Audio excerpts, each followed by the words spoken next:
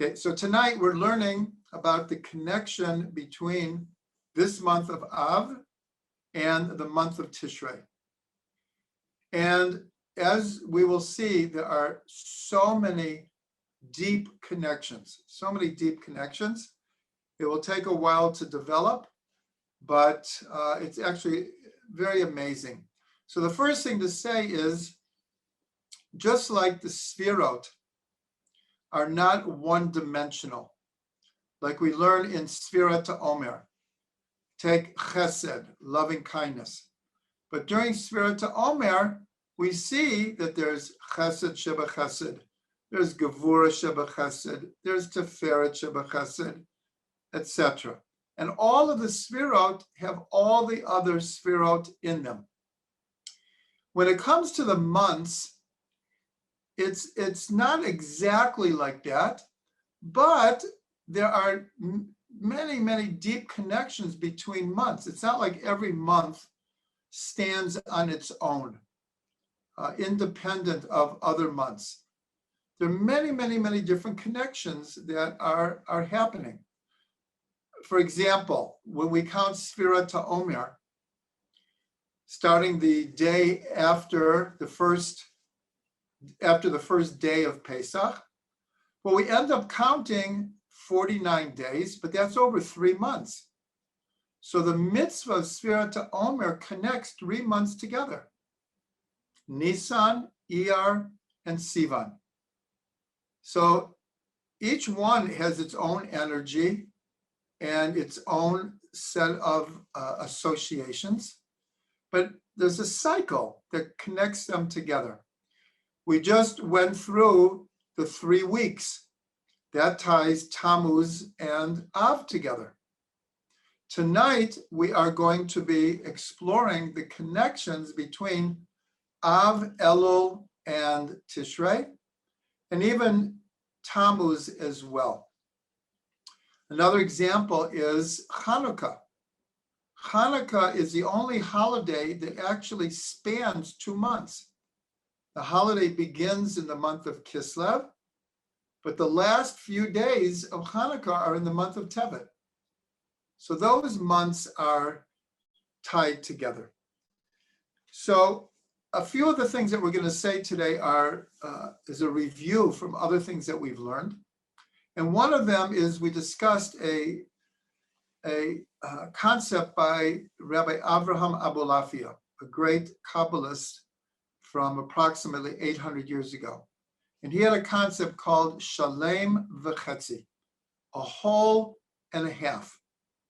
And this shows numerically, there are many, many, many phenomenon in the Torah where the connection between things is there'll be a whole and then a half.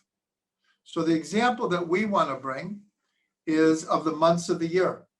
And this is a teaching from Rav Ginsburg, and I will remember that we should continue to pray for a full healing to Rav Ginsburg. He's definitely getting better, but it will not hurt to continue to pray for him. Rav Yitzhak Feivish ben Braina Malka should have a refuah shlema. So he taught that you could look at the 12 months of the year according to Shalem V'Chetzi as well, in the following way. That we already talked about that from Sfirat Omer, it's connecting 3 months together. But Rav Ginsburg was teaching that from the time we came out of Egypt, and then we received the Torah on Mount Sinai, was in the 6th of Sivan. But then Moshe was on the mountain for 40 days, receiving the tablets of the law, and as important, the oral Torah that explains the written Torah. And he was supposed to come down on, and he did come down on Yud Zayin B'Tammuz, the 17th day of Tammuz. And I'm sure we learned this, but we're going to put this in the perspective of what we're learning today, is 17, the 17th of Tammuz. 17 is the numerical value of the word tov, good. So Moshe coming down with the 2 tablets was supposed to be the good, not only the good, like the best day in the creation of the world. It was like the highlight. Not only did we receive the Torah on Shavuos, but now Moshe is going to come down with the tablets of the law and with all of the explanations. What happens when he came down, of course, was the golden calf. And he broke the tablets. So Rav Ginsburg explains that Tammuz is the 4th month of the year.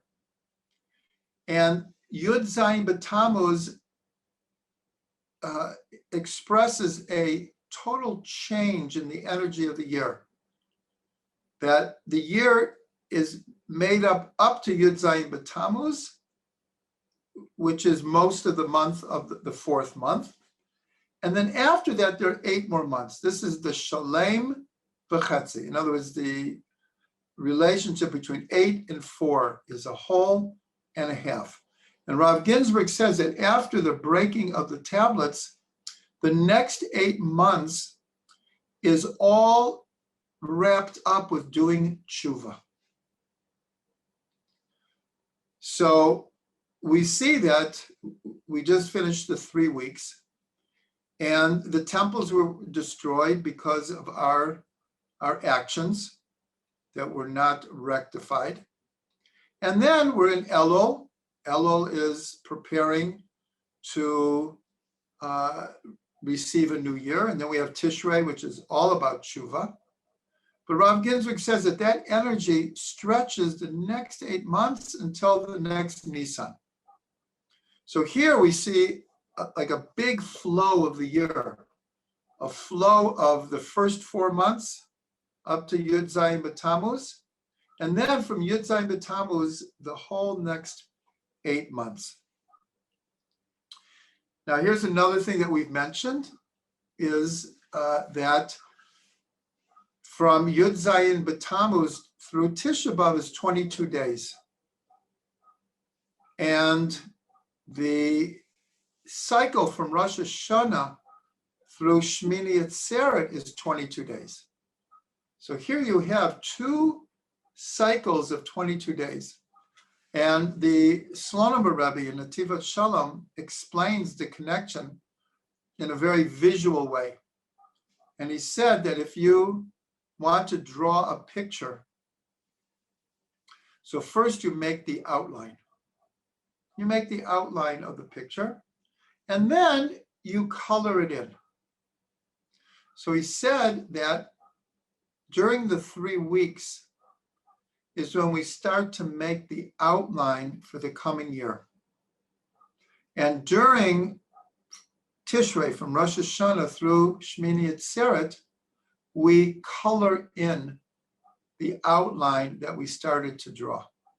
So this is a very, very big idea, because the idea is the more serious we take the 3 weeks, the more contemplation we do about Jewish history, the more we mourn over the temples and all of the tragedies in Jewish history, the more we feel it, that is what creates the outline for the coming year.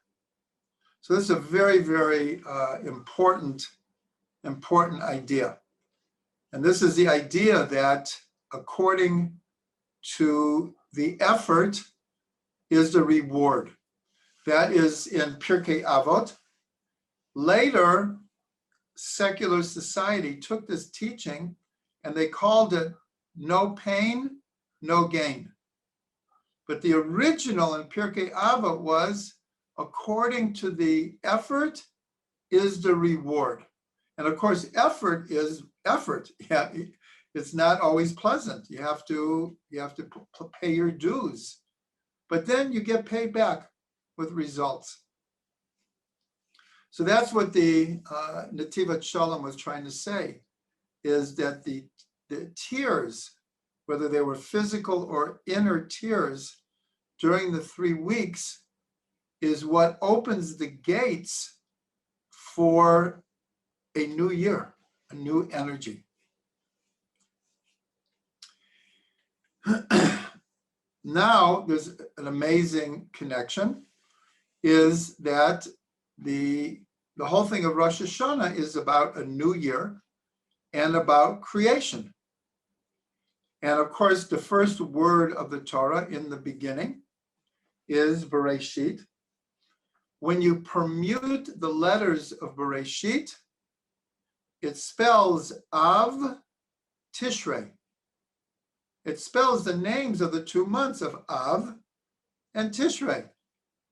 So this already is an amazing connection that encoded in the first word of the Torah is this idea of how in the month of Av, we are paving the way to a new year.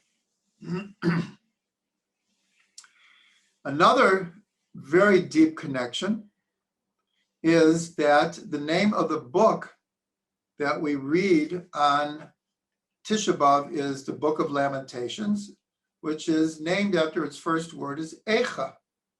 How could it be? How could it be that Jerusalem, the most beautiful city in the world, is now in ruins? I don't mean now, Baruch Hashem, it's rebuilt, being rebuilt. Until the temple is rebuilt, it's not completely rebuilt. But with the Jeremiah was prophesying about the destruction of the temple and what would happen if the people didn't change their ways. So the first word is Echa. How can it be? But what's interesting is we're told that Rosh Hashanah is not the first day of creation. It's the 6th day of creation. It's the day when human beings were created. And the 2nd day of Rosh Hashanah is the Shabbat, the first Shabbat of creation. And if you remember, after Adam and Chava ate from the tree, and then they became aware that they were naked. And then it says that they tried to hide from God in the garden. And God calls out, Ayeka, where are you? So everyone understands that God was not talking in a physical way, like where are you in the garden? I can't see you. But he was saying, Ayeka, where are you going? What have you done? How did you come to this? So it's interesting, again, all of these are connections between Av and Tishrei. And the real point is, so many people, I'll use the word squander the month of Elul.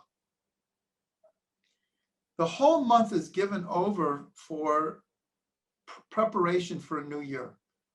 Deep introspection, deep meditation, deep review of where we're going in life, what we've accomplished, what we want to accomplish. And so many people wake up the day before Rosh Hashanah. It's like, oh my gosh, what happened to Elul? What did I do? I didn't do anything. So really the deep purpose of this class tonight is it's not even in Elul, it's already now. The energy of the new year is already present. And we'll explain more, and I'll come back to what I'm talking about with Echa and Ayeka, is the tradition, the custom is that you can already start saying and wishing a person a good year from Tu B'Av, from this past Shabbos. Why? Because there's a recognition that the energy of the new year, it's already in the air. It's not there yet, but it's in the air. And there's no point even waiting to Elul. It's like jump on the bandwagon already and get the process started. So just going back is that when God said, Ayeka, where are you, was on Rosh Hashanah, was on the first day of Rosh Hashanah. And so this is a deep connection between the 9th of Av and Rosh Hashanah. It's this word. It's spelled exactly the same. It's just pronounced differently. In Lamentation, it's Echa, and in Genesis, it's Ayeka. But it's the exact same letters in the same order. It's just different vowels and punctuation. Okay, so there is a saying that is connected very much to the tshuva of Tishrei, especially between Rosh Hashanah and Yom Kippur, and that is, there is nothing as whole as a broken heart. This is such an important idea. There's nothing as whole. It's a bit paradoxical, almost oxymoronic. If it's whole, how can it be broken? But that's what the statement is saying. There's nothing as whole as a broken heart. And this is also our shalem v'chetzi. The whole heart is the shalem, and the broken heart is the chetzi. They always go together, shalem v'chetzi. So during especially the 10 days of tshuva between Rosh Hashanah and Yom Kippur, there is a certain place where, along with the celebration and the joy of the holidays, is this idea of a feeling a broken heart, of breaking our heart in order to be whole, and not to be sad. Sad is like the last thing that's connected with Rosh Hashanah and Yom Kippur, or Chasar Shalom, depression. It's the last thing. But deep existential introspection is most certainly called for. And having a broken heart is not a negative thing. It says in the Gemara that after the temple was destroyed, all the gates of prayer were closed, except the gate of tears. The gate of tears are never closed. They're never closed. So this idea of breaking our hearts in the tshuva process, so of course this is connected to the breaking of the temples during the 3 weeks. Again, we're trying to make this connection, how the energy of Tammuz and Av is setting the stage, is leading into the month of Elul and Tishrei. Okay, 1 second.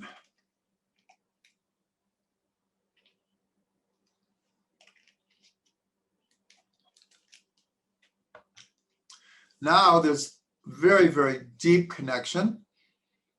As we've discussed many times over the last year, and I can't believe, because I started teaching in this program almost exactly a year ago. So many times when we get to the months, we go through the associations. And one of the associations is each of the months is created through a letter. So the month of Av is the Tet. And the Tet is here.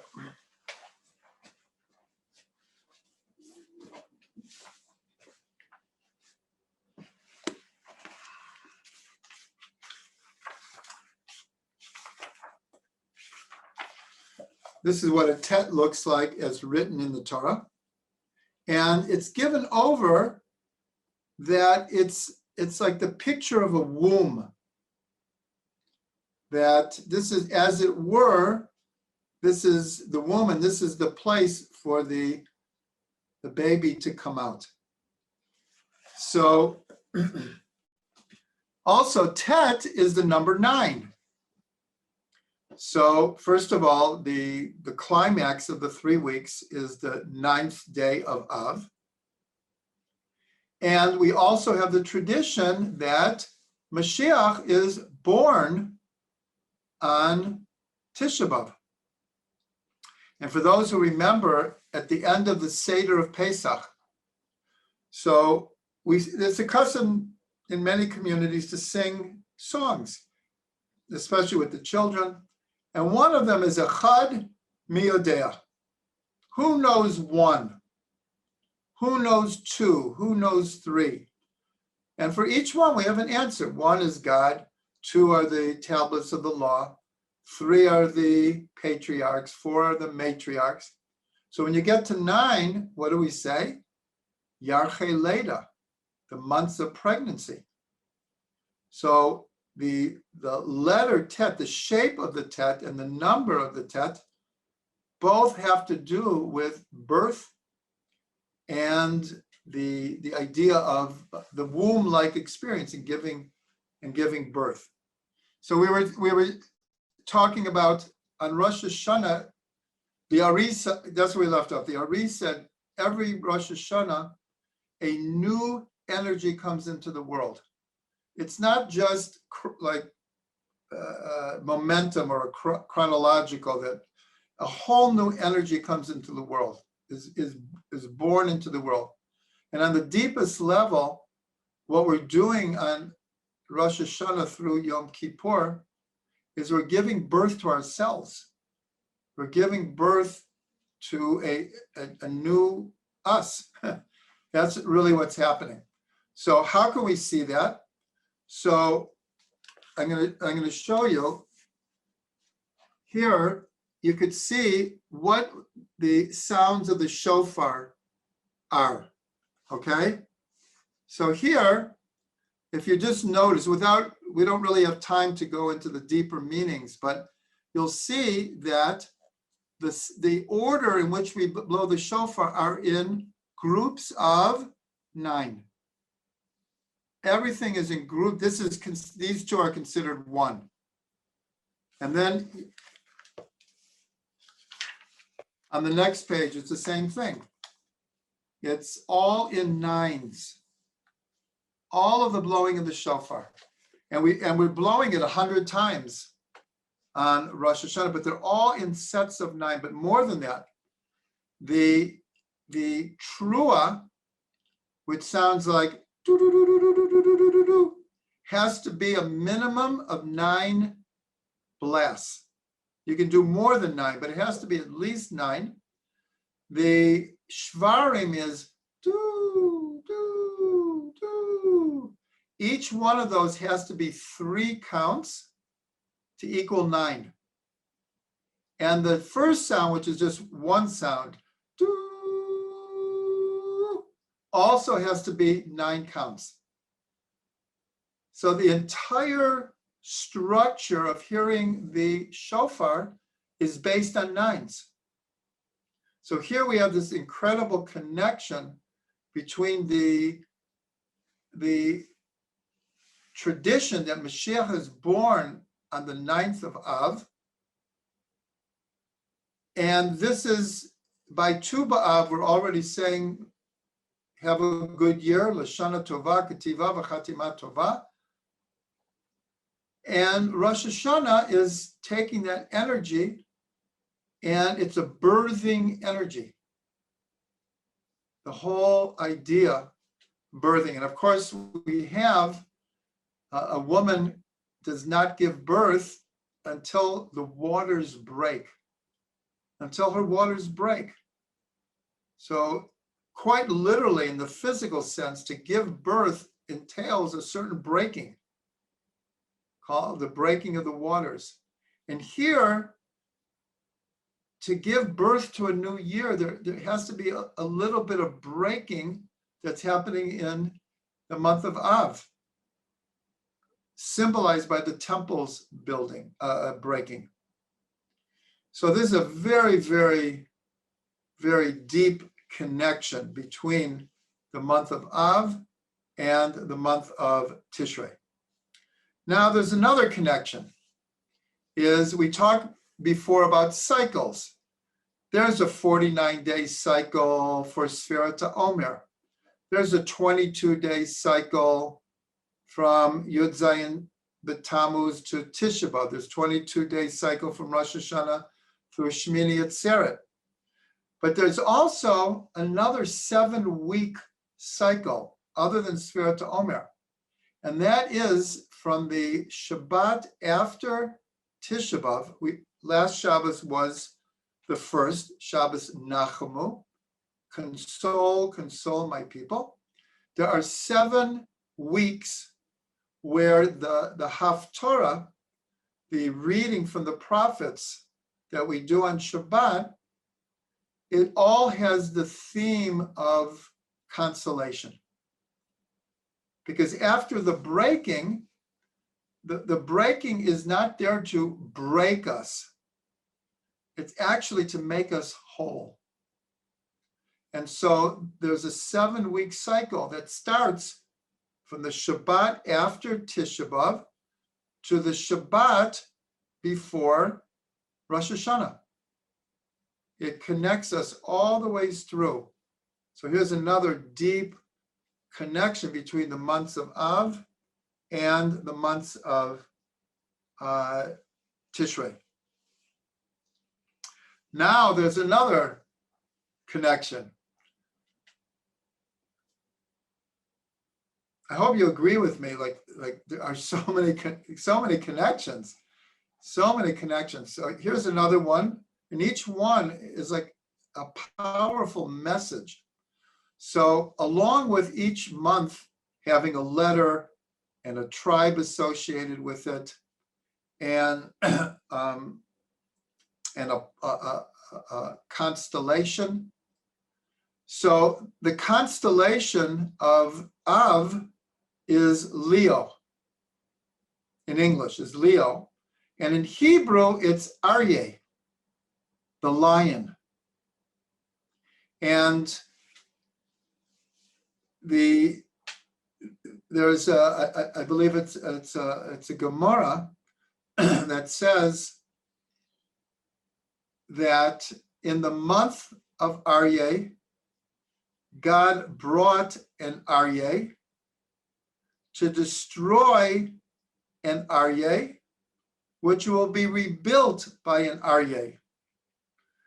So the month is Av, the lion, Aryeh. The enemy that came was Nebuchadnezzar, and he's referred to as a lion. Sometimes the temple is called Ariel. The temple has many names that refers to the temple. One of them is Ariel, from Ari, a lion, and will be rebuilt by an Aryeh. That refers to God.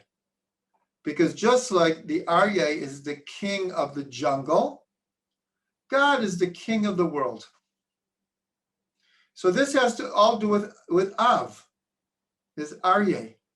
So it's brought down in Hasidic Sfarim, teachings, that the 4 letters of Aryeh, so we'll go through that. It's an Aleph, Resh, Yud, Hey. That's how you spell Aryeh. Aleph, Resh, Yud, Hey. The Aleph stands for Elul. The month of Elul begins with an Aleph. The Resh stands for Rosh Hashanah. The Yud is for Yom Kippur. Yom Kippur begins with the Yud. And the Hey is the end of Sukkot, is Hoshana Rabbah, which begins with a Hey. I'll do that again very quickly. The Aleph is Elul. The Resh is Rosh Hashanah. The Yud is Yom Kippur. And the Hey is Hoshana Rabbah. So again, this connects all from Elul through Hoshana Rabbah. It's all referred to as the Aryeh, but there's an Aryeh that comes before, and that's in Av. So again, we have this deep connection. And what I mentioned already, like one of the main themes of Rosh Hashanah is that we're coronating God, King of the universe. If you look at the actual wording of the prayers, so much of it has to do with this theme of coronating God as King of the universe. And that's why in this Gemara, God himself is referred to as a lion, because the lion represents the king. That's why the symbol to this day of Jerusalem are two lions, because Jerusalem was the place that King David made the capital city of Israel till this day. And this is where the kingdom, and in the temple, it was the revelation of the kingdom of God on earth. So here we see the idea of the Aryeh spanning from Av through Tishrei.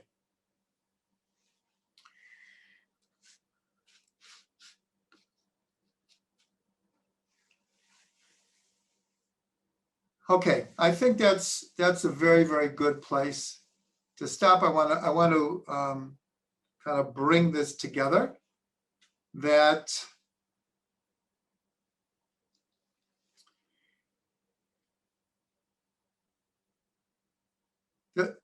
in Chassidut we talk about mochin de katnut and mochin de gadlut, small-mindedness and expanded mindedness.